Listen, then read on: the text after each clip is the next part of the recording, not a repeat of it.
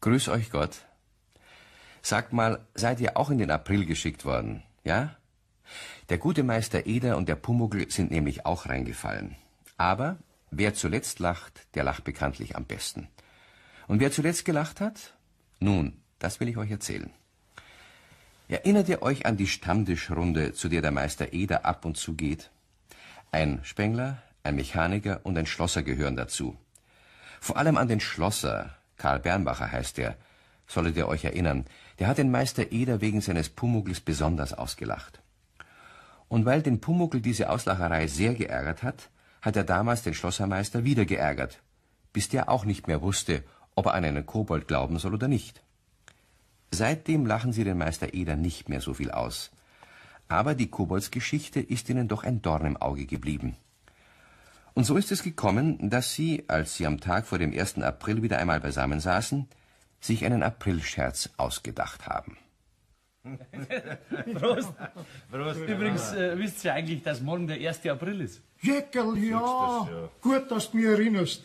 Man weiß nie, ob es nicht jemand einfällt, dass er einen in April schickt. Kinder, ich hab da eine Idee. Ja? Wir schicken einen Eder in April.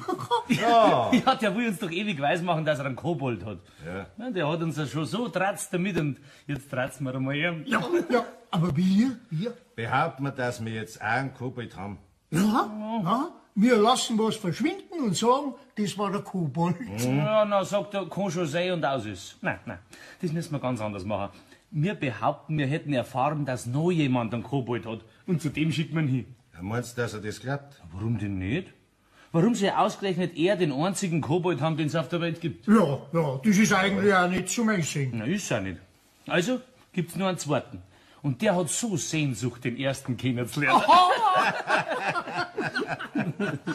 Das gibt der Gaudi. Ja, genau. Aber wie machen wir das, dass er es auch glaubt? Ja, mei, das müssen wir natürlich ganz schlau einfädeln. Wir müssen so tun, als ob wir das auf gar keinen Fall glauben dann. Wir glauben schon sein Kobold nicht, sagen wir, erst recht nicht, dass es noch einen zweiten gibt.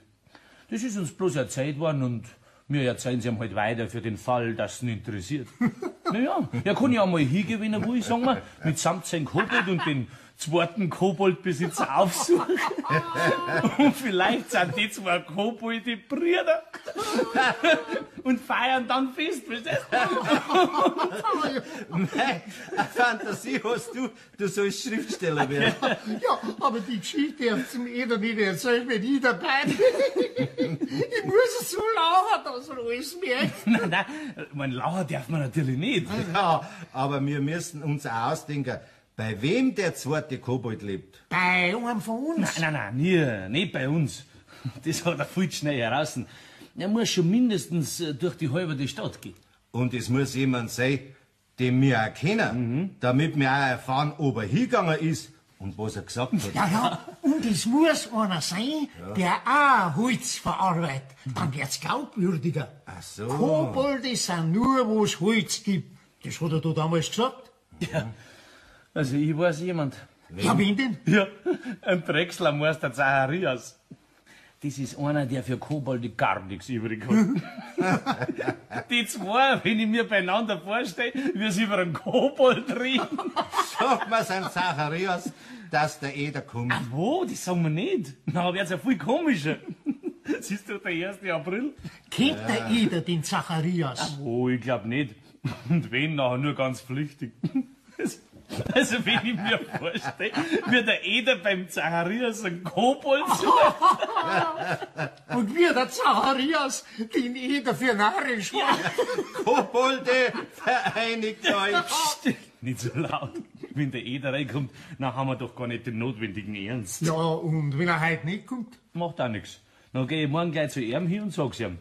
Den Spaß lasse ich mir nicht auskommen. Aber du musst so sagen, dass er nur am 1. April hingeht. Ja, ja. Freilich, lasst's mich nur machen, Kinder.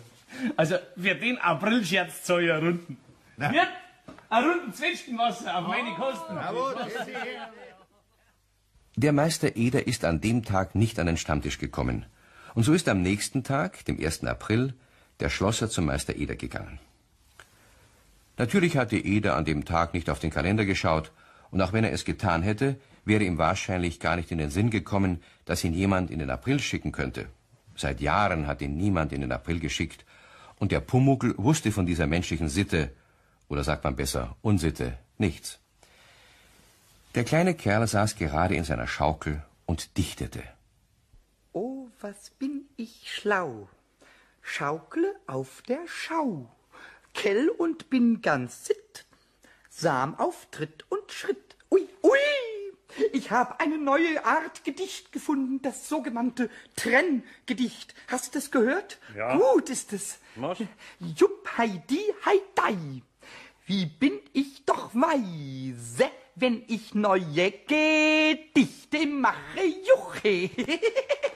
Also, ich weiß nicht. Besonders schön finde ich die Art von Gedichten nicht. Aber sie sind nicht nur schön, sie sind auch sehr, sehr schwer. Ah. Aber davon verstehst du ja nichts. Ja, freilich. Du verstehst vielleicht was von Holz, aber von Kunst. Und außerdem ist mir so langweilig, gar nichts passiert, überhaupt nichts. Ich muss jetzt mal wieder was passieren lassen, oder es muss sich was passieren, oder uns muss was passieren, oder es passiert einfach... Sei Staat, da kommt wer über den Hof. Jäger, das ist ja der Schlosser. Ja, der Bärenbacher Karl. Grüß dich Gott. Ist gut? Was führt die heute schon zu mir? Oh, nix weiter. Ich komm nur gerade so vorbei. Ah, das ist nett, dass du reinschaust. Ja, gestern war's gar nicht am Stammtisch. Ah, allerweit die Wirtshaushockerei. Trotzdem ist schade, dass gestern ausgerechnet nicht da warst. Warum? War eine ziemliche Gaudi. So? Ja. Und gerade für die war's recht interessant gewesen. Meinst Sag einmal, kennst du eigentlich einen Drechslermeister Zacharias? Ah, den Namen hab ich schon mal gehört. Aber kennen du ihn nicht. Na, dann wird's aber höchste Zeit, dass du ihn kennenlernst. So? Warum? No, wir haben auch so gestritten wegen dem gestern. Weißt du, das ist ein Freund vom Spangler. Ja. Und der Spangler ist gestern gekommen und hat gesagt, jetzt glaub ich's aber. Jetzt gibt's noch mehr, die Spinner. Wieso? Ja, haben natürlich wissen wollen, was er damit meint, gell? Ja. Dann hat er's uns erzählt. Also pass auf. Ja. Der Zacharias, der Drechsler, ist ganz verstört zu ihm gekommen und hat gesagt, also gell, jetzt gehst du aber nicht gleich in die Luft. Ich verzeih dir bloß, was der Spangler gesagt hat. Glauben die mir's ja sowieso nicht. Also, was hat denn der Zacharias gesagt? Ja, ich trau mir's gar nicht sagen, sonst meinst du am Ende, ich der Bleckte. Okay, mach's nicht gar so spannend. Also, der Zacharias hat auch einen Kobold. Nein. Was du nicht sagst. Der hat einen Kobold. Jetzt sag einmal selber, das kann doch gar nicht sein. Was heißt da, das kann nicht sein? Das kann freilich sein.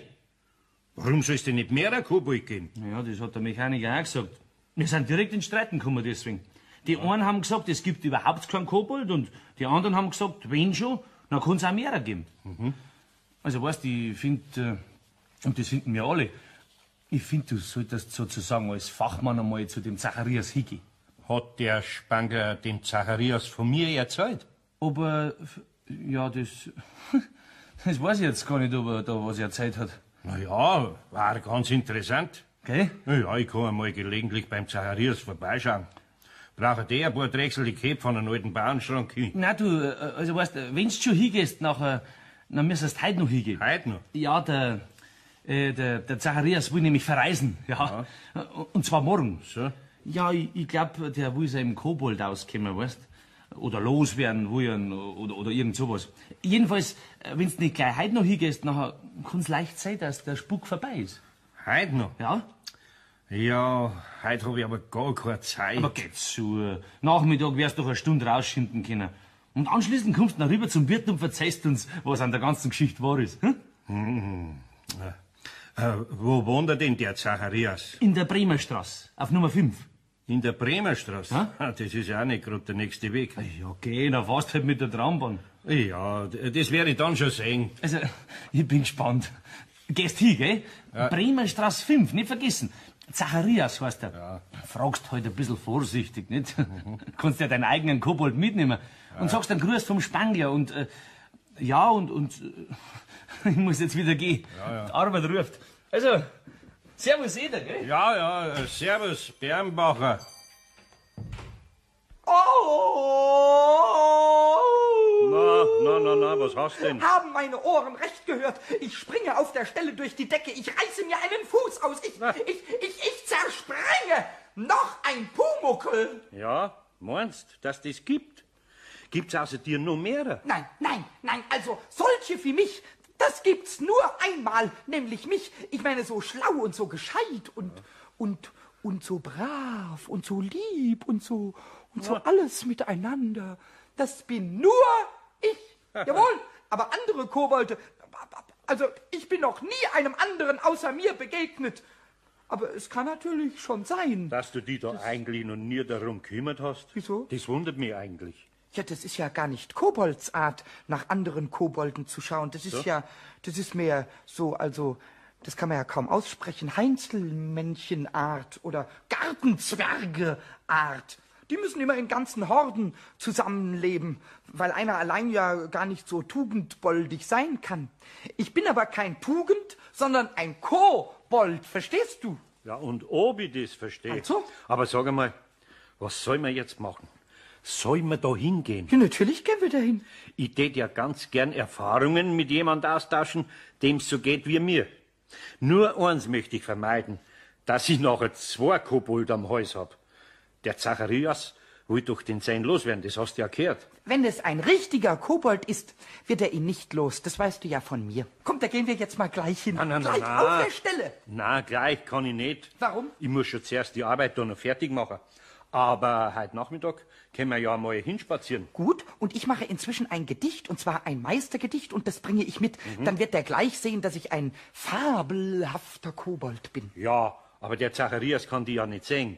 Nein, das kann er nicht. Und du kannst seinen Kobold auch nicht sehen, aber Kobolde untereinander, die können sich vorzüglich sehen. Und ich bringe mein Gedicht ja auch nicht dem Menschen mit, sondern Ja, was, wem? meinem Freund. Das wäre ja eine spannende Geschichte, wenn das alles wirklich stimmt, was der Bernbacher erzählt hat. Warum soll es denn nicht stimmen? Na ja, kann ja sein, dass der Zacharias ein wenig spinnt. Also jetzt sagst du das Gleiche, was die Leute immer über dich sagen. Und du weißt doch ganz genau, dass man nicht spinnt, wenn man einen Kobold hat. Ja, da hast du eigentlich recht. Also, wir gingen heute Nachmittag zum Zacharias. Der Pumuckl hat es kaum erwarten können, bis der Meister Eder endlich so weit war mit seiner Arbeit, dass er weggehen konnte. Es war so gegen 4 Uhr nachmittags, als sie aufbrachen. Die Drechslerei Zacharias war leicht zu finden, und der Drechslermeister war gerade allein in seiner Werkstatt. Fast vorsichtig öffnete Meister Eder die Tür. Grüß Gott.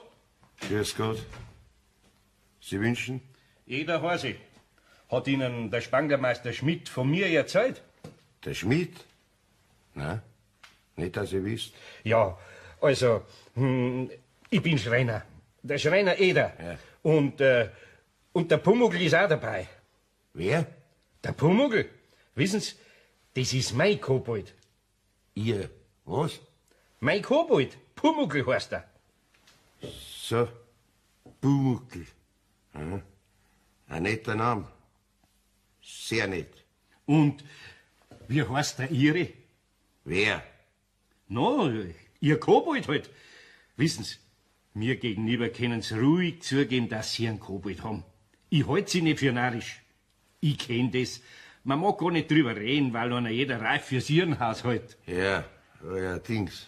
Aber da brauchen Sie sich nichts denken. Man gewöhnt sich dran.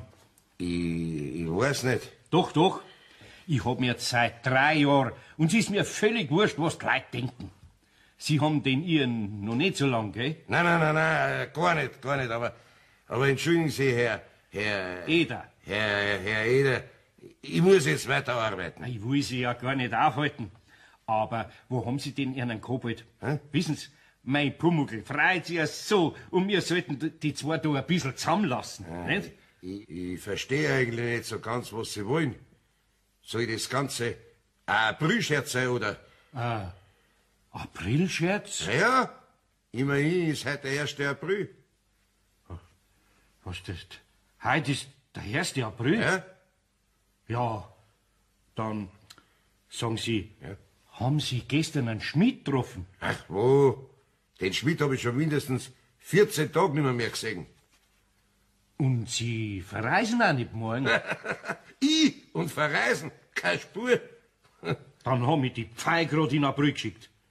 Ja, die Bande, die. Also Entschuldigen Sie vielmals. Machen Sie nichts draus, das passiert halt mehr Leid. Ja, es tut mir nur so leid um einen Pumuckl, weil er sich so gefreut hat. Ja. Jetzt haben wir's schon. Jetzt kriegt er eine Wut. Warum rutscht denn da alles vom Tisch runter? Ich sag Ihnen doch, das ist der Pumuckl. Jetzt lassen Sie doch den Unsinn. Sie können mich doch jetzt in den April schicken. Wenn ich es Ihnen sag. Herr Nicht, Pumuckl. Ah, Lass die Uhr hängen. Daher. Aber Herr Eder, was haben's denn? Oh, nix weiter. Mir ging er jetzt so schleunigst. Und wenn Sie einmal einen Schmidt treffen, na sagen Sie ihm einen schönen Gruß von mir. Au! Aber Pumuckl, der Herr Zacharias kann wirklich nichts dafür. Komm jetzt. Auf Wiedersehen, Herr Zacharias. Ja, auf Wiederschauen. Die haben gelogen. Die haben so gelogen. Und ich habe ein so schönes Gedicht gemacht. Und ich kann das nicht einmal vergessen, das Gedicht. So gut habe ich's gekonnt. Und ich wollte doch einen Freund haben. Komm, Pumuckl, du kriegst ein Schokolad im Silberpapier. Und schau, ich bin doch auch ein Freund von aber dir. Ich wollte einen kleinen Freund. Aber ich bin ja ein Depp. Ich hätte mir's doch denken können. Hätte nur auf den Kalender geschaut. Wenn ich gewusst hätte, dass 1. April ist, wäre ich da drauf nicht reingefallen. Aber gut hat er sein Rollen gespielt, der Bernbacher. Das muss man ihm lassen. Und ich lass mir so in April schicken. Nein, Aber wir sind doch gar nicht in den April, sondern wir sind doch in die Werkstatt von dem Drechsler Ja, schon. geschickt worden. Ja. Ich verstehe das mit dem April überhaupt nicht. Dabei müsstest grad du das gut verstehen. Nein, Weißt? wieso? Nein, das ist ja so. Die Menschen dürfen sich am 1. April ein wenig zum Narren halten.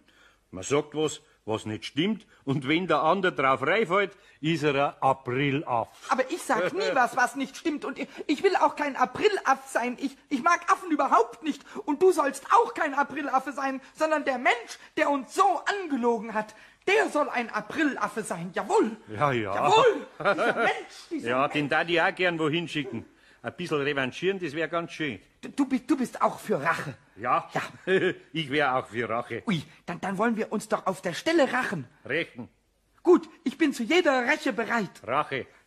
Rache? Ja, aber wie? Ich kann ihn ja nicht irgendwo hinschicken. Das durchschaut er ja gar nicht. Da schick ich ihn irgendwo hin. Ich hab's. Pass auf. Er soll auch wohin kommen, weil da ein Kobold ist. Und wenn er dort ist, ist auch kein Kobold dort. Aber es ist doch ein Kobold dort, wenn er meint, dass keiner dort ist. Langsam. Da bin ich jetzt nicht mitgekommen. Also pass mal auf, ich sag's noch mal. Ja, pass auf. Nochmal, Also ja. ich sause jetzt so schnell ich kann zu dem Zacharias. Und dann bin ich... Ja, das wirst du dann schon sehen. Oh, wenn ich Rache rieche, räche ich fürchterlich. Hui! Und fort war der Pumuckl. So ein kleiner Kobold kann ja wie der Wind sausen, wenn er unsichtbar ist. Und es hat gar nicht lang gedauert, da war er wieder in der Drechslerwerkstatt. Der Herr Zacharias drechselte gerade einen sehr schönen Stuhlfuß. No, was hat denn die Maschine, das einfach aufhört? So was Blöds. Ja, der Knopf von der Sicherung ist rausgesprungen. Ja, Herrschaftszeiten schon wieder. Was war jetzt das? Wird draußen was gewesen sein? Also der Mensch mit seinem Kobold, der hat mich ganz draus gebracht. Jetzt fange ich schon an, Stimmen zu hören. Da muss was nicht stimmen an der Maschine. Da muss da irgendwo ein Wackelkontakt drin sein, dass der Knopf von der Sicherung allweil wieder rausspringt. Oder die Sicherung ist alt. Ich muss da wo noch eine neue Sicherung haben. Auch drum in der Wohnung habe ich eine. Au! Wie habe ich jetzt da einen Schlag kriegen können? Also ich glaube, ich muss mich gleich ein bisschen hinlegen. Ja, ich kann ja Schüttel hinmachen, dass die Leute in der Wohnung leiten sollen. Ja, in 3 Teufels Namen, wo ist denn das Schüttel? Ja, jetzt gab ich aber bald an alles Mögliche. Wie bin ich denn jetzt an den Blumentopf hingekommen? Mir wird ganz anders. Was ist denn das bloß? Ich geh auf. Ich brauch alle einen Tropfen. Ich sperr zu. Halt! Wo hab ich denn jetzt den Wohnungsschlüssel hin? Den muss ich in der Werkstatt liegen lassen haben. So was Blödsinn. Muss ich nur mal die Werkstatt aufsperren und einen Wohnungsschlüssel holen. Ja, grüezi, nicht. Ich hab da grad zugesperrt. Wo hab ich jetzt den Werkstattschlüssel hin? Ich hab ihn da in die Hosentasche gesteckt. Ich werd da nicht daneben gesteckt haben. Was suchst denn, Herr Zacharias? Ja, mein Werkstattschlüssel suche. Der muss da irgendwo liegen, der muss ich da daneben gesteckt haben. Ja, ich helfe Ihnen suchen. Was ein großer Schlüssel? Nein, so mittel. Ja, also ich sehe hier nirgends einen Schlüssel. Haben Sie denn keinen zweiten? Ja, freilich habe ich einen zweiten, aber der liegt in der Wohnung. Und in der Wohnung kann ich nicht, weil der Wohnungsschlüssel in der Werkstatt liegt. Ja, und jetzt können Sie weder in die Wohnung noch in die Werkstatt rein. Ja, ich könnte mir alle Haare ausreißen. So was Saudums. Aber schon die ganze Zeit geht's so. Ich weiß nicht, was heute los ist mit mir. Ja, da können Sie jetzt nichts tun, als einen Schlosser anrufen. Ich hab Telefon. Rufen Sie halt schnell auf meinem Apparat an. Ja, das ist das Gescheiteste. Ich rufe den Bernbacher Quarl an. Das ist ein Freund von mir und der kommt sicher gleich. Der hat mir heute schon jemanden auf den Hals geschickt. So. Rufen. Ja, danke. Ich rufe ihn gleich an. Ja. So.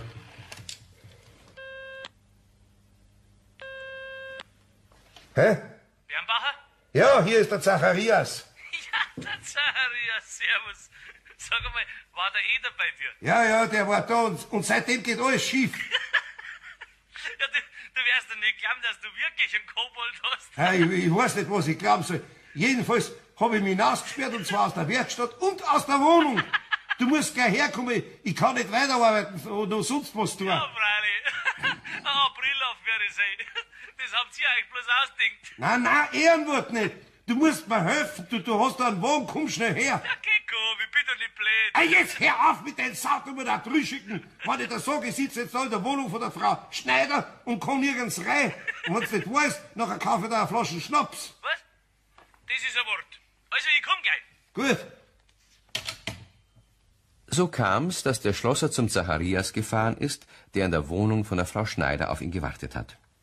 Und dann sind sie gemeinsam zur Werkstatt gegangen. Und was entdeckten sie dort? Der Schlüssel steckte ganz unschuldig in der Tür. Klar, der Pumuckl hatte ihn aus der Hosentasche stibitzt und wieder ins Schloss gesteckt, während der Drechslermeister bei Frau Schneider war. Dem Zacharias hat alles Beteuern nichts genützt, dass er den Schlosser nicht foppen wollte. Er musste die Flasche Schnaps bezahlen. Aber nicht genug damit. Als der Schlosser wieder in sein Auto steigen wollte, da war der Autoschlüssel weg. Den hatte natürlich der Pumuckl. Nun, ein Schlosser kann sich da helfen. Er hat den Motor auch ohne Schlüssel in Gang gebracht.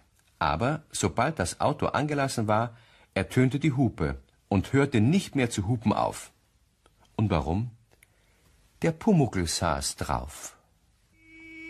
Da muss ein Kurzschluss drin sein, schalt den Motor wieder ab. Ja, sonst nichts mehr, wo ich froh bin, dass er laufen. Aber anders geht's nicht, schalt ab. Gott sei Dank, dass das Hupen aufhört. Schau mal das Kabel noch. Nein, da fehlt nichts. Die Grundsicherungen? Ja, an denen liegt's auch nicht. Ich glaub vielmehr, dass das unterm Lenkrad ist. Ja, dann nachher machst du das Lenkrad runter. Da hab ich doch das Werkzeug nicht dazu. Und überhaupt, jetzt probieren wir's nochmal. Vielleicht hört's dann auf, wenn ich ihn anlasse. Ja. Schalt ab, um Himmels Willen, alle Leute, schaut aus dem Fenster. Ja, da bleibt mir nichts anderes übrig, als einen Mechaniker anzurufen. Mein Stammtischfreund, der ist Mechaniker. Der kommt sofort. So.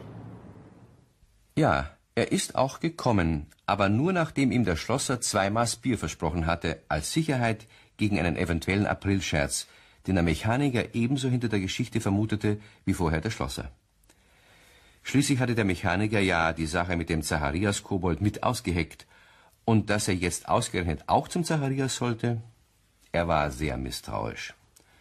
Und siehe da, als er kam, stellte es sich heraus, dass dem Auto wirklich gar nichts fehlte.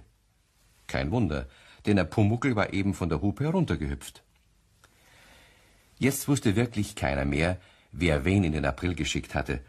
Und obwohl sie sich gegenseitig dauernd beteuerten, dass das alles keine Foppereien gewesen seien, glaubte keiner keinem was.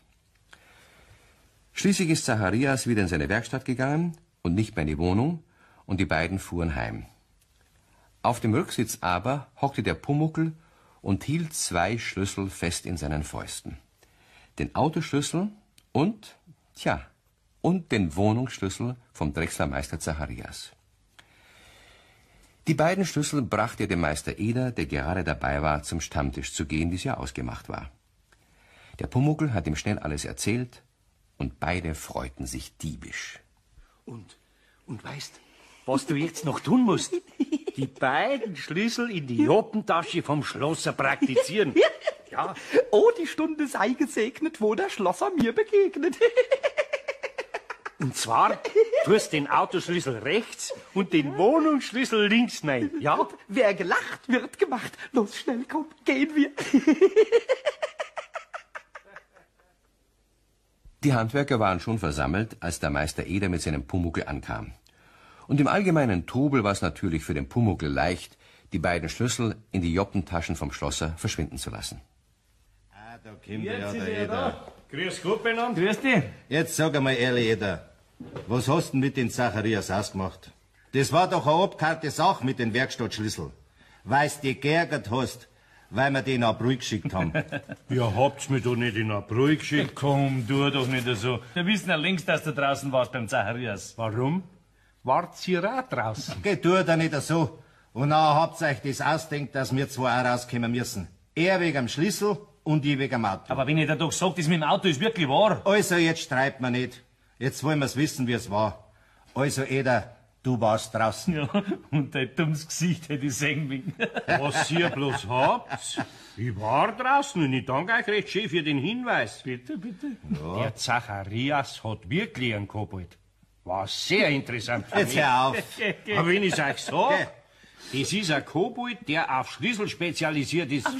Ja, ein Schlüsselkobold. Ja, freilich. Sehr interessant. Ja, das darfst du uns heute gern weismachen, gell? Was heißt denn da weismachen? Das ist ja so. Dir geht doch der Autoschlüssel ab. Ja. Nachher lang in der rechte Rocktaschen. Wer's sehen, da ist er drin. Ja, was du nicht sagst. Jetzt neugierig. Ja? Ui. Fei Gott, da ist er. Jetzt Das so ist mein schnell, Autoschlüssel. Aber in der Tasche habe ich doch zuerst gerade gesucht gehabt. Wenn ich dir sag, der Zacharias hat einen Kobold für Schlüssel. Wenn's nämlich in deine andere Taschen. Entschuldigen die Herren, wenn ich Ihre Unterhaltung störe, aber ein Herr Zacharias hat gerade angerufen. Aha. Der Herr Bernbacher soll Wieso? nur mal zu ihm kommen. Er kann nicht in die Wohnung rein. Er hat seinen Schlüssel... Brauchst nicht weiterreden, Wirt. Der Herr Bernbacher hat den Wohnungsschlüssel vom Zacharias nämlich in seiner linken Rocktasche. Ach, Jetzt, da schau her. jetzt schnapp ich über. Das ist im Zacharias sein Wohnungsschlüssel. Nein, Aber schnapp so nicht über, sondern fahr schön zum zweiten Mal dahin, wo du gemeint hast, dass du mich in April hinschicken kannst. Und bring dem Zacharias seinen Wohnungsschlüssel und sag sein Kobold einen Gruß von mir und von mein Kobold. Also, Eder, wenn ich einen Hut auf hätte, würde ich ihn jetzt vor dir ziehen. Das ist die großartigste Revanche, die ich je erlebt habe. Ja. Ich stifte Runden und gib mich geschlagen. Eins weiß ich sicher, Eder. Die schickt man nie mehr in April. Deinen Zauberkunststückeln sind wir alle nicht gewachsen. Ja, seine Zauberkunststückeln oder seine Kobold. Ich käme mich nicht mehr raus. Wie sollte er sich auch auskennen? Versteht diese Geschichte doch nur, wer den Meister Eder und seinen Pumuckl so gut kennt wie wir. Nicht wahr?